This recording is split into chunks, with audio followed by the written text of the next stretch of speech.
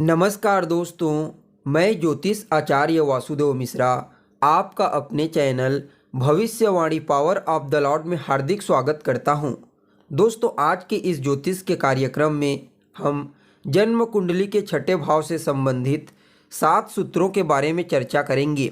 इनमें से कोई भी सूत्र अगर आपकी कुंडली में घटित होता है या फिर आप एक ज्योतिष हैं, लोगों की कुंडली देखते हैं, तो ऐसे में अगर इनमें से कोई भी सूत्र उनकी कुंडली में घटित होता है तो बिल्कुल ऐसा ही परिणाम आपको देखने को मिलेगा जो आपको आगे मैं आपको बताऊंगा।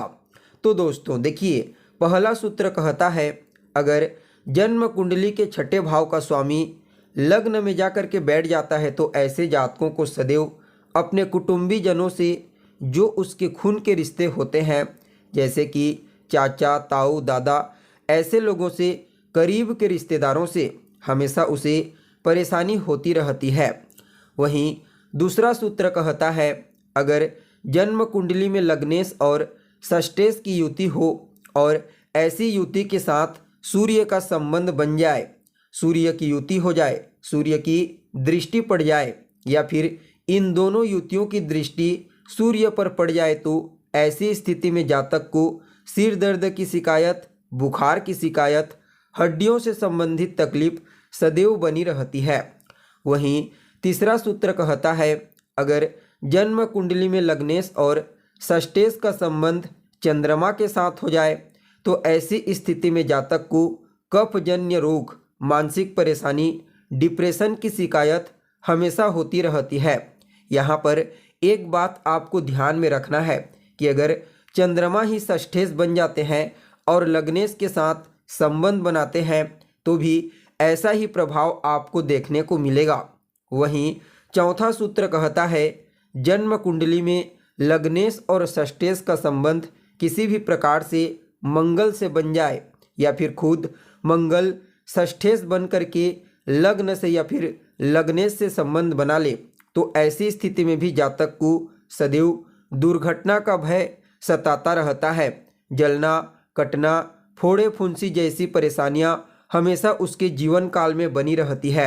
वहीं पांचवा सूत्र कहता है, अगर लग्नेश और षष्ठेश जन्म कुंडली में बुध के साथ संबंध बना ले या फिर खुद बुध छठे भाव के स्वामी बन करके लग्नेश के साथ संबंध बना ले, तो ऐसी स्थिति में जातक को त्वचाजन्य रोग, पित्त की शिकायत हमेशा बनी रहती है।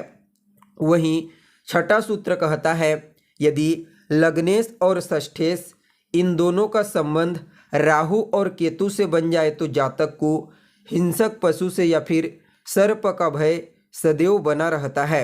वैसे तो आजकल के समय में सर्प बहुत ही कम दिखाई देते हैं, तो ऐसी कंडीशन में आप कह सकते हैं कि जातक हमेशा सर्प के अज्ञात भय से भयभीत रहता है, उसके मन में डर की स्थिति बनी रहती है। वहीं सातवां सूत्र कहता है, अगर लग्नेश और षष्ठेश का संबंध जन्म कुंडली में शनि के साथ बन जाए या फिर शनि की दृष्टि लग्नेश और षष्ठेश की युति पर पड़ जाए तो यह दीर्घकालिक रोग उत्पन्न करता है, जैसे कि कैंसर, ट्यूमर जैसी समस्या, नसों से संबंधित समस्या, अनावश्यक चिंता, घबराहट की स्थिति जातक को होने लगती है। वहीं आठवां सूत्र कहता है, अगर जन्म कुंडली के छठे भाव से देवगुरु बृहस्पति का संबंध बन जाता है तो यह पेट से संबंधित समस्या दे देते हैं। हालांकि शनि भी पेट से संबंधित समस्या देते हैं नसों के साथ। वहीं चंद्रमा कफजन्य पीड़ा और जो अस्थमा होता है वह कहीं ना कहीं शनि के कारण होता है। जी हाँ, वहीं अगर लग्नेश और षष्ठेश का संबंध शुक्र से बन जाता है या फिर खुद शुक्रदेव छठे भाव के स्वामी होकर के लग्न से संबंध बनाते हैं तो इस कंडीशन में या तो जातक को नपुंसकता हो जाती है या फिर जातक की स्त्री को बहुत ही ज़्यादा कष्ट होता है।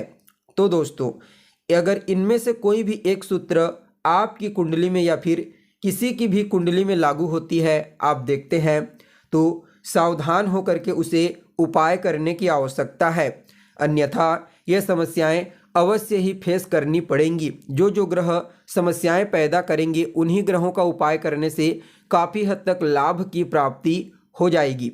तो दोस्तों, कैसी लगी आपको जानकारी कमेंट करके बताइए। अगर अच्छी लगे तो इसे लाइक करें और अपने दोस्तों के साथ शेयर करें। तो चलिए फिर मिलते हैं एक नए और ताज़ा एपिसोड में। तब तक के लिए आप हमें इजाज़त दीजिए। नमस्कार।